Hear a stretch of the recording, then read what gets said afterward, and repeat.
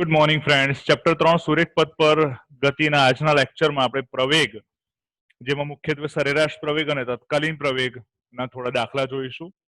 અને સરેરાશ વેગ અને તત્કાલીન વેગ ના જે દાખલા ઓલરેડી આપણે જોઈ ગયા છે એના જેવા જ સિમિલર કોન્સેપ્ટ સાથેના દાખલા છે, તો બહુ જ ધ્યાનથી એને સમજજો.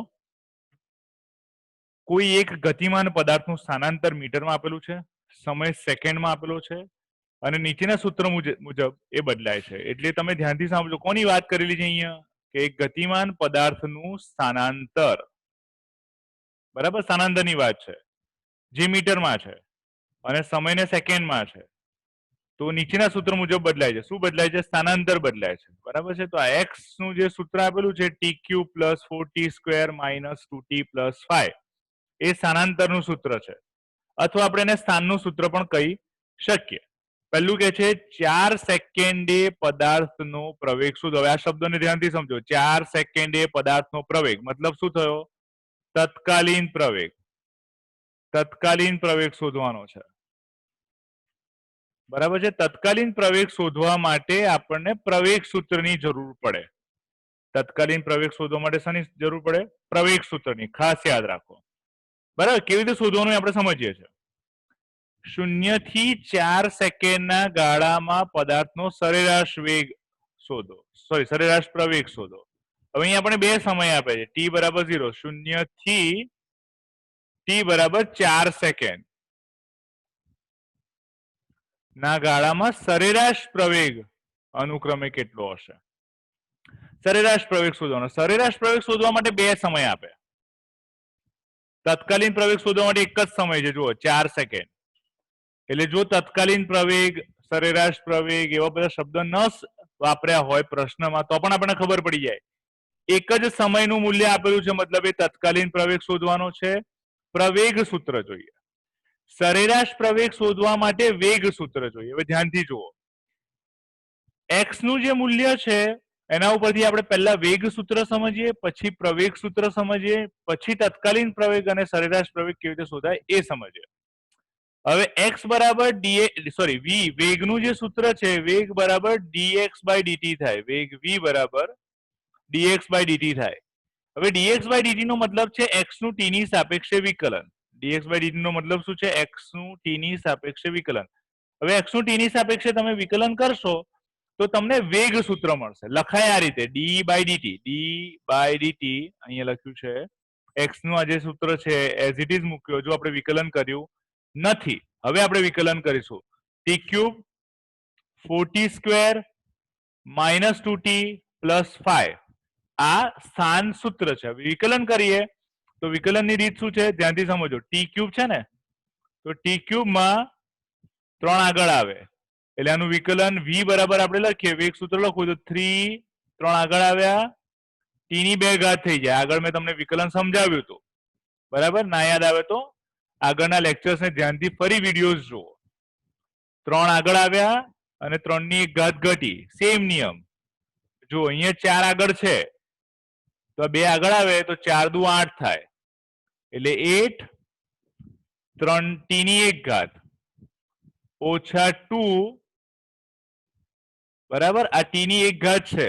આ ખબર પડી ને બધાને? ફરી એકવાર. 2 આગળ આવે એટલે 4 દુ 8 થાય અને t ની 1 ઘાત ઘટે એટલે 2 માંથી 1 ઘટે એટલે 1 થઈ જાય ને. એટલે t ની 1 ઘાત આપણે લખતા નથી એટલે એ t થઈ જશે.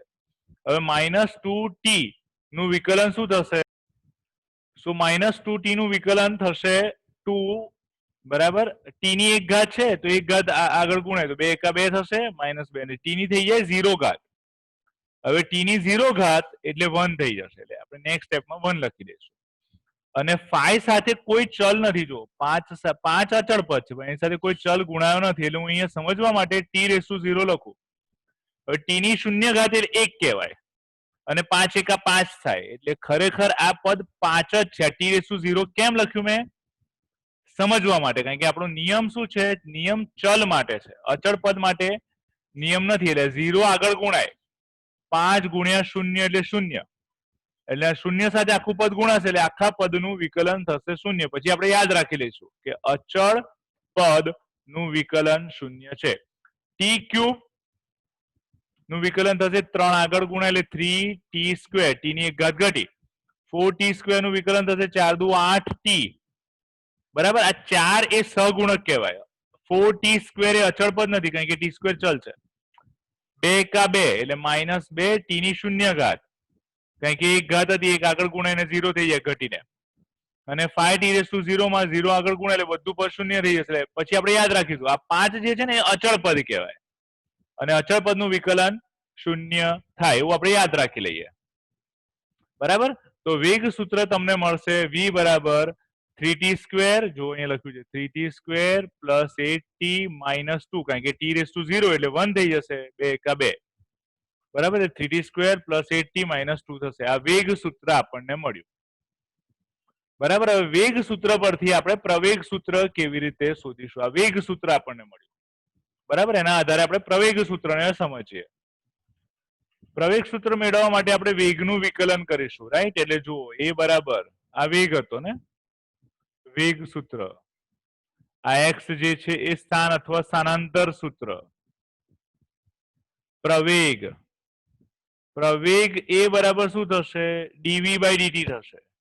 એટલે d/dt, v ની જગ્યાએ કિંમત લખો તો શું આવે? 3t² plus 8t minus 2. 3t² plus 8t minus 2. આના વિકલનમાં સેમ નિયમ આવે. t ની જે ઘાત છે બે આગળ ગુણાય, 3 દુ 6, t ની એક ઘાત ઘટીને થઈ જાય 1, એટલે આવે 6t. બરાબર, પછી 8 ને આ t ની એક ઘાત છે ને, તો t ની એક ઘાત 8 સાથે ગુણાય એટલે 8 એકા 8, t ની શૂન્ય ઘાત એટલે 8. અને આ -2 અચળ પદ છે આખું, એની સાથે કોઈ ચલ ગુણાયા નથી એટલે એનું વિકલન થઈ જશે 0. એટલે આપણને પદ આવું મળશે. dv/dt નું મૂલ્ય એટલે પ્રવેગ બરાબર થશે 6t. ફરી જુઓ, 3 દુ 6, 2 ગુણાય 3 દુ 6, t ની એક ઘાત એટલે 6t થઈ ગયું. t ની એક ઘાત એટલે 8 એકા 8 અને t ની શૂન્ય ઘાત, અને t ની શૂન્ય ઘાત એટલે 1. ક્લિયર? સો -2 અચળ પદ છે, એનું વિકલન થઈ જશે 0. ક્લિયર? ફરી વિકલન તમને સમજાવી દઉં. અહીંયા 3 આગળ ગુણાય એટલે 3, t ની 2 ઘાત થશે. 4 દુ 8, t ની એક ઘાત થશે. અને -2 t ની શૂન્ય ઘાત થઈ જાય, એક આગળ ગુણાય એટલે t ની એક ઘાત છે, 2 એકા 2 અને t ની શૂન્ય ઘાત થાય એટલે આ -2 આવે. 5 નું વિકલન 0. એવી રીતે આવે 3 દુ 6, t ની એક ઘાત એટલે 6t પ્લસ 8. બરાબર, આ સમીકરણ નંબર 2 થઈ ગયું. સ્થાન, વેગ અને પ્રવેગ. ક્લિયર? હવે પ્રવેગ સૂત્રમાં આપણે પેલા વિચાર્યું કે 4 સેકન્ડે પદાર્થનો પ્રવેગ શોધો. t બરાબર 4 સેકન્ડે પદાર્થનો પ્રવેગ શોધવો હોય તો આપણે 4 સેકન્ડ એટલે મેં કીધું હતું પ્રવેગ સૂત્ર જોઈએ, એટલે આપણું કોન્સન્ટ્રેશન પ્રવેગ સૂત્ર. જુદા જુદા સમયે પ્રવેગનું મૂલ્ય કોણ આપે? પ્રવેગ સૂત્ર. કયા સમયે પ્રવેગનું મૂલ્ય જોઈએ છે? 4 સેકન્ડ સમયે પ્રવેગનું મૂલ્ય જોઈએ છે. એટલે પ્રવેગ સૂત્રમાં t ની જગ્યાએ 4 લખો. બરાબર, એટલે નેક્સ્ટ સ્ટેપ આપણું સમીકરણ 2 માં t બરાબર 4 મૂકતા. બરાબર, સમીકરણ 2 માં t બરાબર 4 મૂકશો તો સમીકરણ 2 માં a 6t પ્લસ 4 થશે. સમીકરણ 2, હવે t ની જગ્યાએ 4 મૂકો તો 6, t ની જગ્યાએ 4 અને 8, 6 ચોક 24 વત્તા 8 એટલે આવે 32 મીટર પર સેકન્ડ સ્ક્વેર. આ જે પ્રવેગનું મૂલ્ય 32 મીટર પર સેકન્ડ સ્ક્વેર મળ્યું એ તત્કાલીન પ્રવેગ મળ્યો. કયા સમયે? 4 સેકન્ડે પદાર્થનો પ્રવેગ થયો. 4 સેકન્ડે પદાર્થનો પ્રવેગ પ્રવેગ સૂત્રમાં t ની જગ્યાએ 4 મૂકીને શોધી શકાય. હવે 0 થી 4 સેકન્ડના ગાળામાં પદાર્થનો સરેરાશ પ્રવેગ શોધો છો. પેલો તત્કાલીન પ્રવેગ હતો, હવે સરેરાશ પ્રવેગ. સરેરાશ પ્રવેગ માટે મેં તમને પહેલા જ કીધું એમ બે સમય આપે છે, 0 અને 4 સેકન્ડ. બરાબર, તો નેક્સ્ટ સરેરાશ પ્રવેગ કેવી રીતે શોધાય એ સમજીએ આપણે. સરેરાશ પ્રવેગ નું સૂત્ર બાજુમાં લખું તો સરેરાશ પ્રવેગ એ બરાબર થશે v2 minus v1, v2 minus v1 divided by t2 minus t1, આવી રીતે લખાય. બરાબર, પણ v2 શું છે?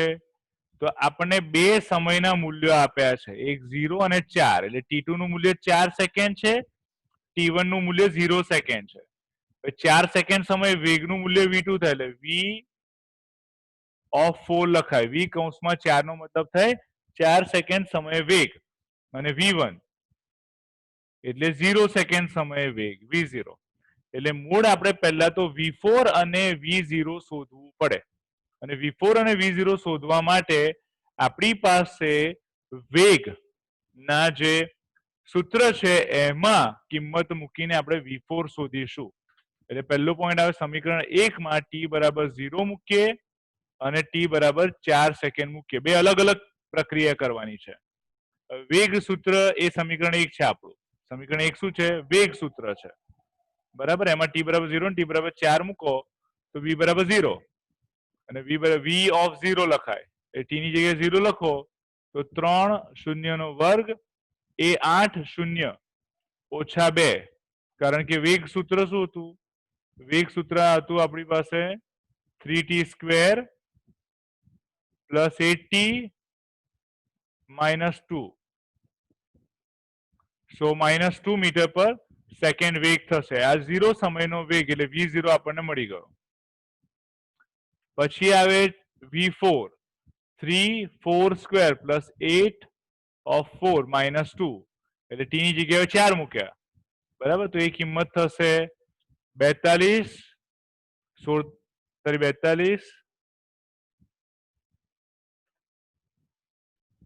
સોરી માય મિસ્ટેક 16 48 વત્તા 32 ઓછા 2 થશે 48 ઓછા 32 ઓછા 2 થશે એટલે વેલ્યુ આવશે 78 મીટર પર સેકન્ડ એટલે t4 મળી ગયો આપણે 4 સમય આગળનો વેગ મળી ગયો હવે સરેરાશ પ્રવેગ આપણે શોધી શકીશું એટલે ખ્યાલ આવે છે સરેરાશ પ્રવેગ શોધવા માટે આપણને જુદા જુદા બે સમય આગળ વેગના મૂલ્ય જોઈએ જે આપણે શોધી કાઢ્યા બરાબર એટલે સરેરાશ પ્રવેગ બરાબર થશે v4 minus v0 divided by 4 minus 0 અને v4 ની જગ્યાએ આપણે 78 લખ્યું v0 ની જગ્યાએ -2 લખ્યું બરાબર ડિવાઇડેડ બાય 4 minus 0 એટલે ઉપર થશે માઇનસ માઇનસ પ્લસ 78 વત્તા 2 થશે 80 ડિવાઇડેડ બાય 4 બરાબર અને 80 ડિવાઇડેડ બાય 4 આવે 20 મીટર પર સેકન્ડ સ્ક્વેર 20 મીટર પર સેકન્ડ સ્ક્વેર એ સરેરાશ પ્રવેગનું મૂલ્ય થયું t બરાબર 0 થી t બરાબર 4 સેકન્ડ સમયની વચ્ચે સરેરાશ પ્રવેગનું મૂલ્ય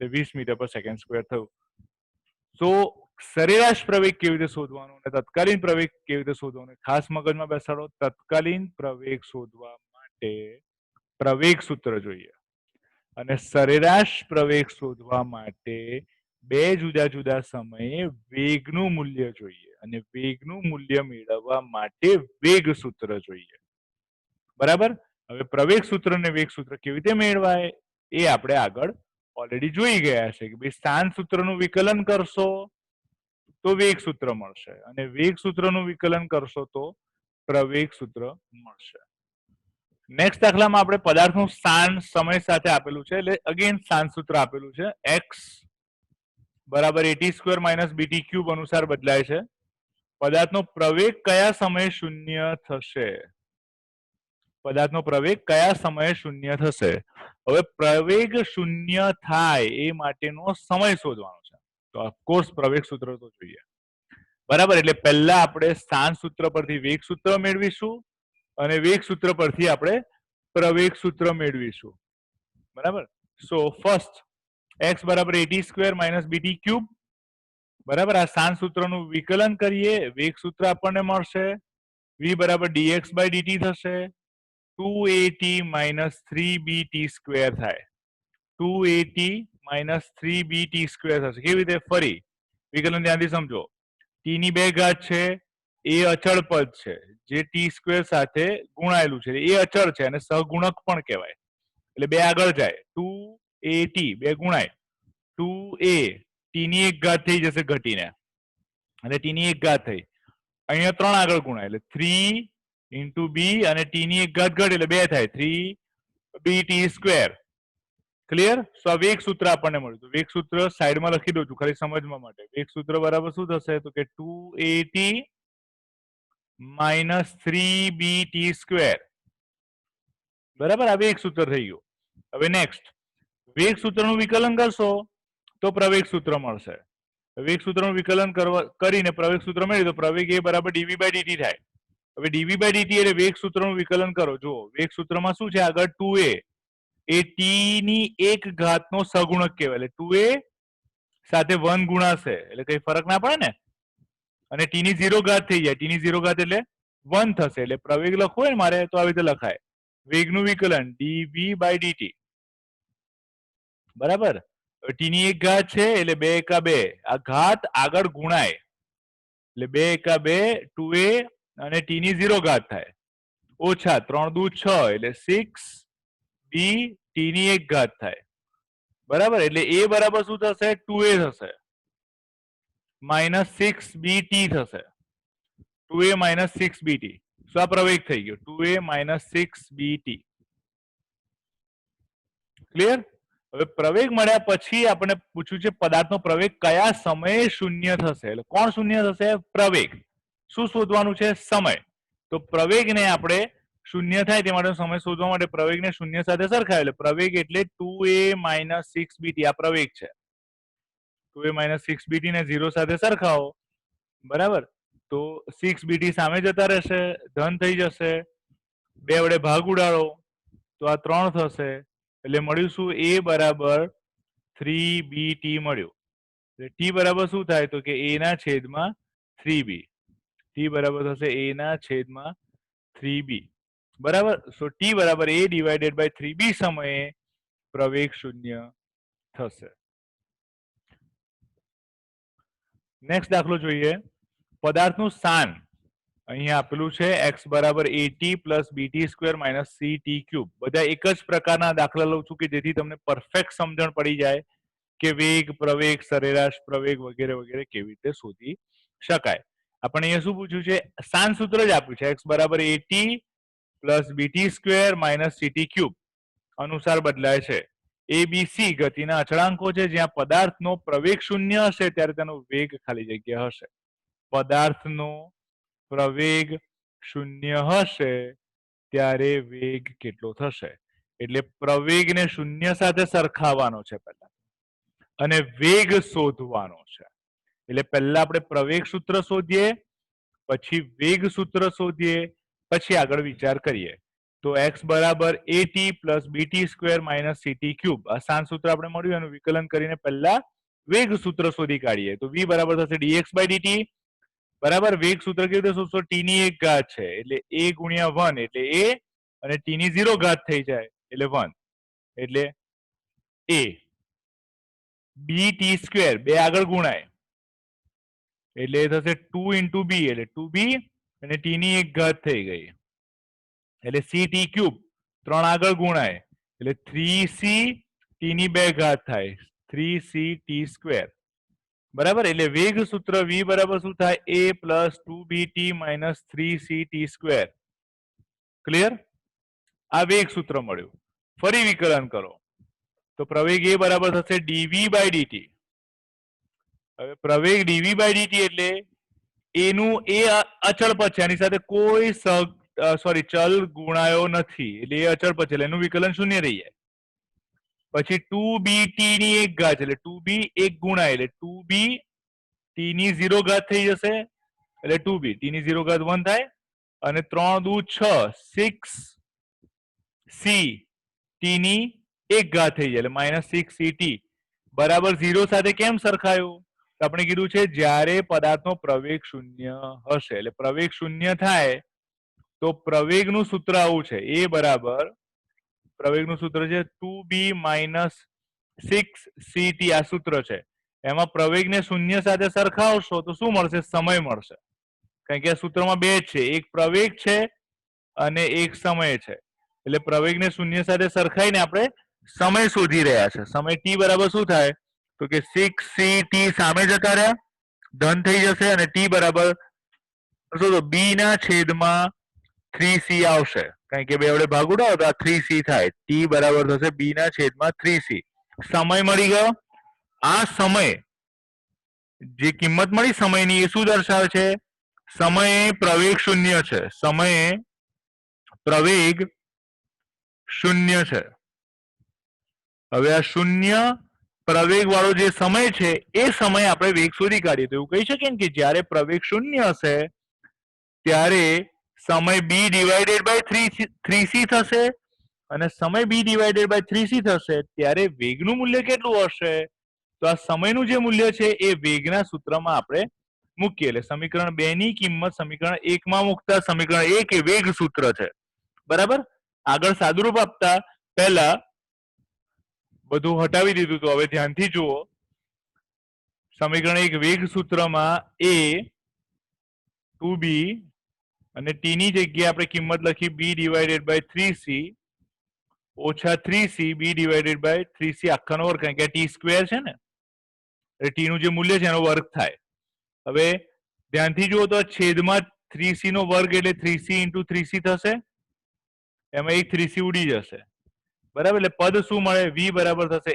a 2b ઇન્ટુ b એટલે 2b સ્ક્વેર છેદમાં 3c ઓછા 3c ઉડી ગયા એટલે b સ્ક્વેર છેદમાં 3c એ 2b square minus b square એટલે b square divided by 3c થાય એટલે વેગનું મૂલ્ય મળે a બરાબર સોરી v બરાબર a વત્તા b સ્ક્વેર બાય 3c આ એ પ્રવેગ નથી આ એ અચળ પદ છે આ એ શું છે અચળ પદ છે એટલે પ્રવેગ અને એમાં કન્ફ્યુઝ ના થતા એ અચળ પદ છે આ વેગનું મૂલ્ય મળ્યું ક્યારે જ્યારે સમય t નું મૂલ્ય b ડિવાઇડેડ બાય 3c થાય પણ t નું મૂલ્ય b ડિવાઇડેડ બાય 3c ક્યારે થાય જ્યારે પ્રવેગ શૂન્ય હોય એટલે આપણે બોલી શકીએ કે જ્યારે પ્રવેગ શૂન્ય હશે ત્યારે વેગનું મૂલ્ય a વત્તા b સ્ક્વેર બાય 3c થશે રાઈટ સો નેક્સ્ટ દાખલો આપણે જોઈએ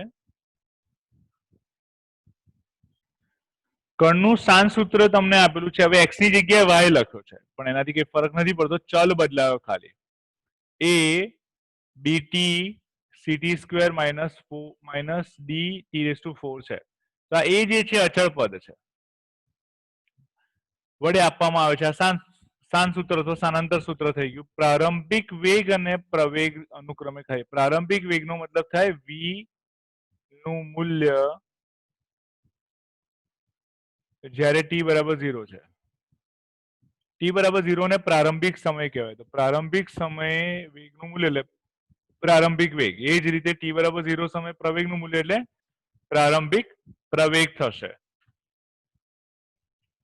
તો સૌથી પહેલા આપણે વેગ સૂત્ર મેળવીએ વેગ સૂત્ર v બરાબર થશે d by dt y of t એવું બોલાય પણ આનો મતલબ એક જ છે y ઓફ t જે લખેલું છે એ શું છે શાન સૂત્ર છે તો શાન સૂત્રનું વિકલન d બાય dt એનો સિમ્બોલ છે ને d બાય dt આપણે dy બાય dt લખો તો પણ ચાલે ઓકે વિકલન કરવામાં અચળ પદનું વિકલન શૂન્ય થશે એટલે a ની જગ્યાએ 0 આવી જશે વત્તા b ની t ની એક ઘાત છે એટલે b એક સાથે ગુણાય એટલે આપણે સિમ્પલી b લખીએ t ની 0 ઘાત થઈ જશે t ની 0 ઘાત 1 થાય એટલે ખાલી પદ મળે b પછી 2 આગળ ગુણાય એટલે થશે પ્લસ 2c t ની એક ઘાત થઈ જશે એટલે આ થશે 2ct બરાબર અને માઇનસ 4 dt ની એક ઘાત ઘટે એટલે 3 ઘાત થશે એટલે આ લખાશે 4dt ક્યુબ 4dt ક્યુબ થશે બરાબર આ વેગ સૂત્ર મળ્યું આપણને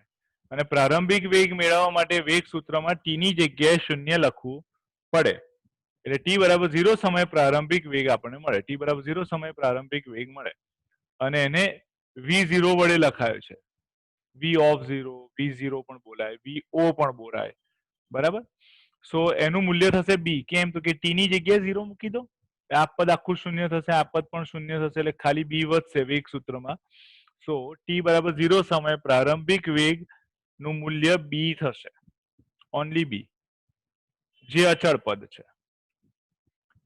હવે પ્રવેગ નું મૂલ્ય શું થશે તો એના માટે આપણે પ્રવેગ સૂત્ર મેળવવું પડે પ્રવેગ સૂત્ર મેળવવા માટે વેગ સૂત્રનું વિકલન કરવું પડશે સો વેગ સૂત્રનું વિકલન જોઈએ સો પ્રવેગ એ બરાબર થશે dv બાય dt એટલે વેગ સૂત્રનું વિકલન કર્યું વેગ સૂત્ર v બરાબર શું છે ફરી લખી દઉં છું b plus 2ct minus 4dt cube બરાબર આ વેગ સૂત્રમાં b અચળ પદ છે એનું વિકલન શૂન્ય થઈ જાય કારણ કે એની સાથે કોઈ ચલ t ગુણાયો નથી પછી આ 2c એમના એમ રહેશે બરાબર t ની એક ઘાત છે એટલે 1 ગુણાય અને t ની 0 ઘાત થઈ જાય એટલે 2c થઈ જશે માઇનસ 4 તરી 12 3 ગુણાશે એટલે 4 તરી 12 બરાબર d t ની એક ઘાત ઘટશે એટલે t સ્ક્વેર થશે શું થશે ફરી બોલું છું 4 તરી 12 બરાબર અને d એટલે 12d અને t ની એક ઘાત કરશે એટલે t સ્ક્વેર થઈ જશે તો આ પ્રવેગ સૂત્ર થઈ ગયું હવે t બરાબર 0 સમયે પ્રારંભિક પ્રવેગ મળે,